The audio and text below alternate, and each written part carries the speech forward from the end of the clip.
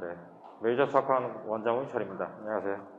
네, 어, 설명의 날짜만 잡으면 코로나가 확산이 돼가지고 항상 참 작년부터 참 힘든 것 같아요.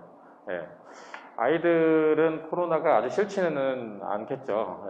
일단 학교를 반씩 안 가기 때문에 초등학생들도 그런지 모르겠지만 일단 제가 가르치는 고등학생들은 다음 주는 학교 가야 된다고 되게 짜증을 내요. 이번 주는 쉬었는데 저희는 옛날에 이제 월화수목금토일 다 다녔었는데 자기들은 이제 매일 학교 가는 걸 이제 믿을 수가 없다는 거죠. 네.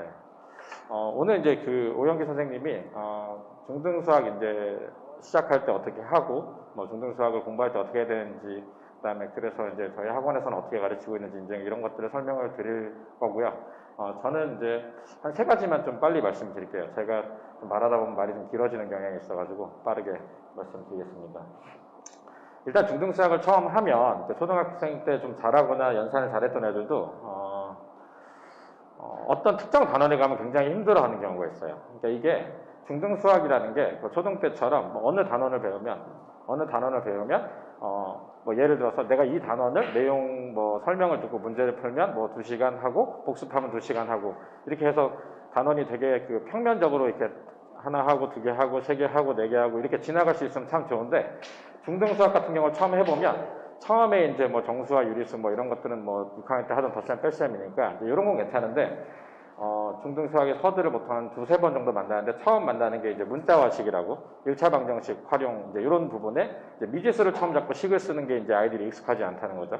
그러니까 제가 말씀드리고 싶은 거는 그 단원이 되게 어렵기 때문에 뭐 어떤 교수법으로 뭐 어떤 문제집을 해야 된다 이런 말씀을 드리는 게 아니에요. 그러니까 허들이 그쪽에서 있을 수 있고 뭐 중2에 가면 도형 부분에 있을 수도 있고 그 다음에 3-1에 갔을 때 이제 고등수학이랑 연계된 인수분해 2차 방정식에서 힘들 수 있는데 중요한 거는 이제 어머님들도 아셔야 되고 저희들은 뭐 원래 알고 있어서 하는 거지만 어떤 힘든 단원이 있을 때 그 아이가 거기를 복습을 하고 반복을 하고 다시 설명을 듣던 그 부분을 넘어갈 수 있도록 저희가 기다려줘야 돼요. 그거를 좀 아셨으면 좋겠어요. 그러니까 어머님들이 볼 때는 이제 그게 학원에서 진도를 나가든 아니면 집에서 혼자 공부를 하든 숙제를 하든 그러니까 이 부분이 전에 있던 거랑 달리 얘가 굉장히 힘들어하고 안 되면 그거를 이 부분이 힘들어서 그러니까 두 가지 다 있어요. 얘가 요새 갑자기 사춘기라서 공부를 안 할 수도 있죠. 그걸 좀 명확하게 하셔야 돼요. 그게 아니라 얘는 평소랑 똑같이 하고 있는데 이 부분이 너무 어려운 거야. 그래서 못하고 있을 때는 저희는 그거를 안심을 시켜주고 도와줘야 된다는 거죠. 그러니까 이 아이들이 물론 그게 때를 쓰고 사춘기도 있을 수 있지만 아이들이 그냥 힘들어서 그런 걸 수 있어요. 수학 문제를 풀다 힘들면 보통 졸려요. 그럼 잔단 말이죠. 그래서 그럼 이제 엄마들은 보통 혼내잖아요. 공부를 하려 했더니 잔다고.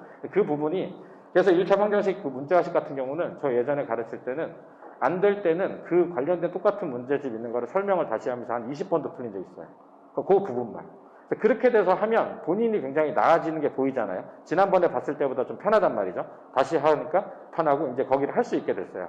그러면 자신감도 생기고 그 다음번에 가다가 자기가 또 막히면 지난번처럼 자기가 거기를 좀 많이 해야겠다는 얘기를 스스로 와서 해요. 이제 그런 얘기를 되게 좋아하는데 그렇기 때문에 중등수학을 가다 보면 항상 이렇게 굉장히 산 같은 허들이 있는데 그 부분에 있어서는 어떤 단원인지 뭐 설명도 해주시겠지만 아무튼 그건 좀 기다려주고 뭐 극복할 때까지 좀 도와줬으면 좋겠다. 이제 그 얘기를 드리고 싶고요.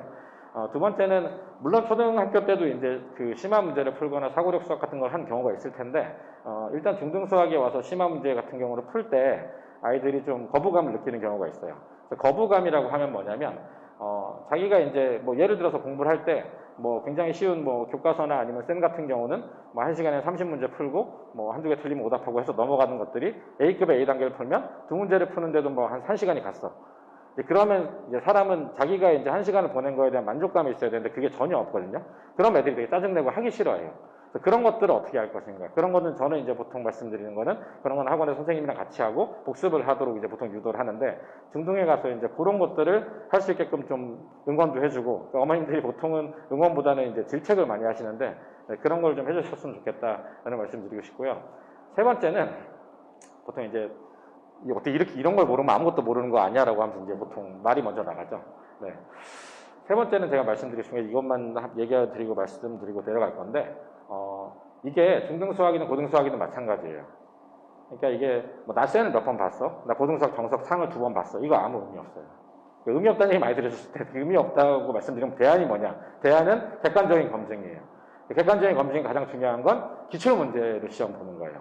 기출문제 시험을 봐서 중등 같은 경우를 보면 내가 갈 학교, 아니 내 주변에 학교에 있는 기출문제를 시간을 보통 한 5분 정도 덜 주고 편안하지 않은 학원 같은 데서 문제를 풀었을 때 뭐 그게 뭐 거의 90점, 95점 이상 가까이 나온다. 그러면 그건 대부분 그 부분이 소화가 된 거예요.